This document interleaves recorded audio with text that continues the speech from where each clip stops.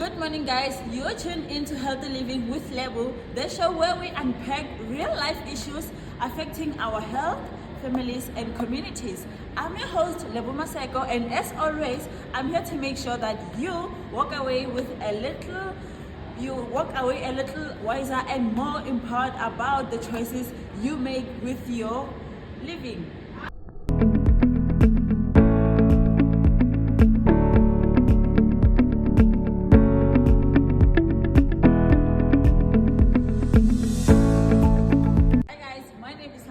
And I'll be playing the role of a host, Lebu Maseko, of the show.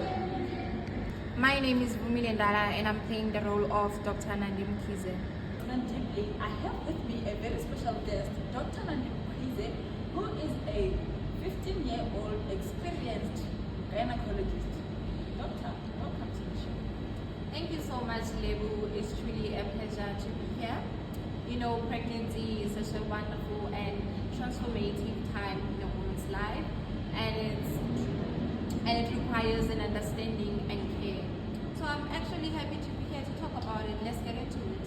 We are very excited to have you here today because a lot of people know about pregnancy, they hear about it, but I don't think that they actually understand what happens, like what happens in that whole process and how actually life begins. I myself is very excited to actually have this opportunity to talk about it.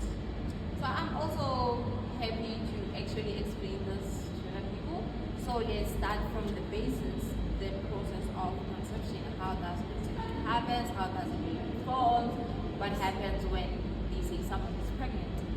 So from the start, every month in a woman's reproductive system, one of the ovaries releases a single mature egg. That process is called ovulation. So that egg travels deep down a narrow tube called the fallopian tube and waits there for 24 hours for the sperm to meet it. So during the process of ovulation, the sperms travel through the vaginal canal to the uterus and to the fallopian tube to unite with the egg. So more specifically, the sperm cell penetrates the egg. So after penetration, the process is called fertilization. So a zygote is formed in the process of fertilization. So a zygote consists of 46 chromosomes, of which contains the DNA. In those chromosomes, 23 of them are coming from the mother, 23 of them are coming from the father. So basically, a zygote is the first stage of a human being. Oh, so from that moment on, the baby's whole genital makeup is already determined. 100% is already determined. So from that first saw, everything is already decided. From the baby's hair, the baby's eye color, the baby's sex, and even certain inherited traits from the parents.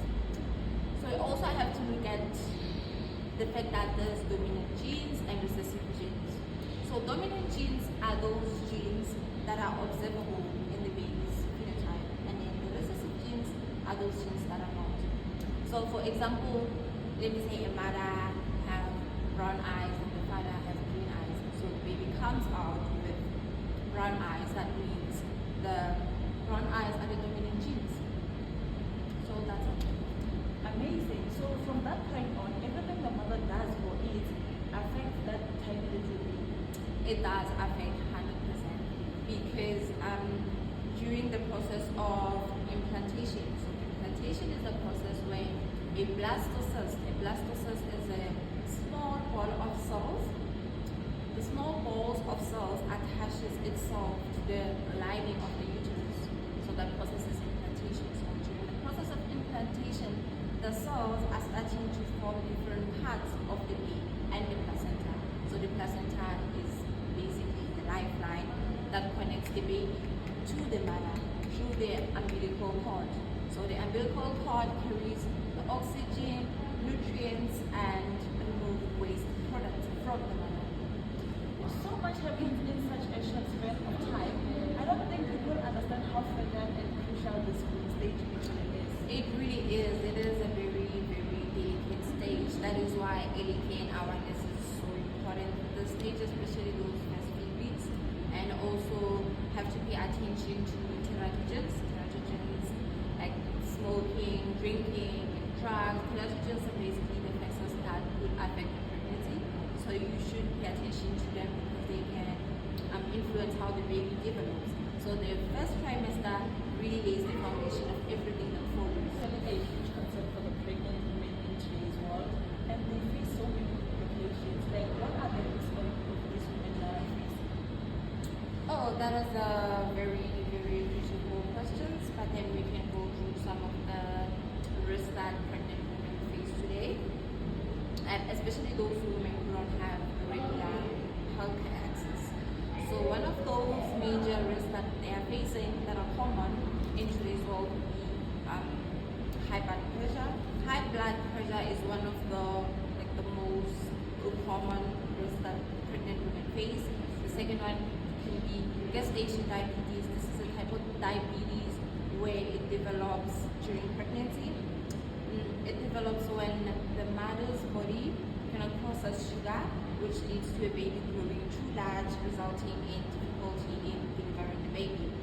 And the other factors could be infections like HIV, syphilis, urinary tract infections.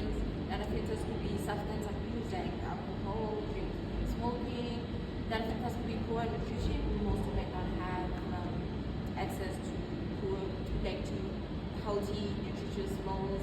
And then the other factors could be lack of healthcare access. Most women in townships, rural areas don't really have good healthcare access. So yes, those are the factors that pregnant women are facing today. That is very alerting and eye-opening. And I think our listeners can actually relate when we actually mention the lack of actual healthcare.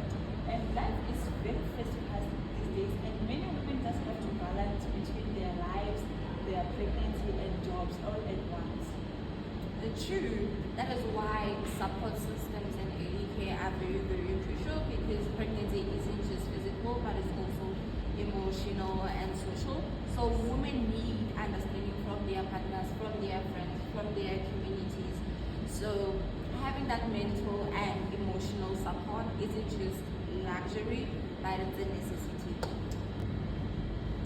Women are actually very powerful because pregnancy reminds and proves that because it is not just a mother's responsibility, but it is a life journey.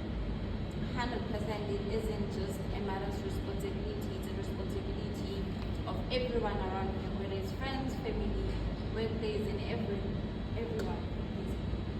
So for our listeners who might be pregnant or going to be, what advice would you give them so that they can have a very healthy and safe pregnancy experience?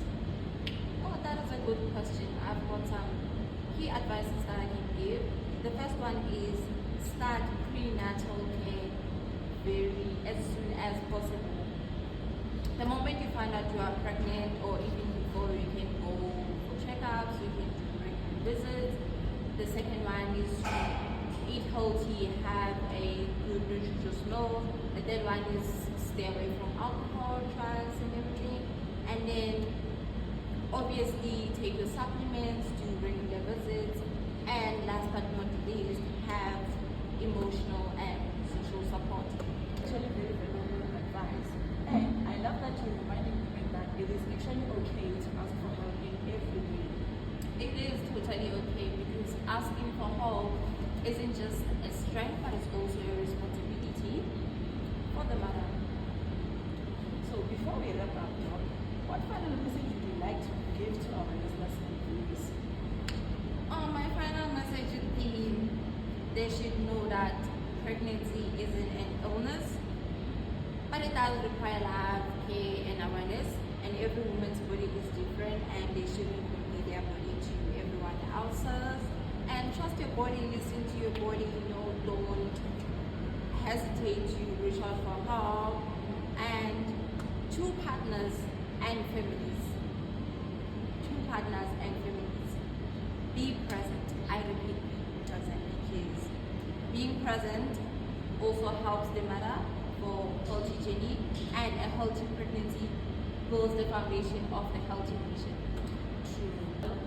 Very well said, Doc. We are very thankful and we really appreciate you sharing your knowledge and heart with us. Remember, my dear listeners, life begins with a single cell, but it takes care, education, and compassion to grow.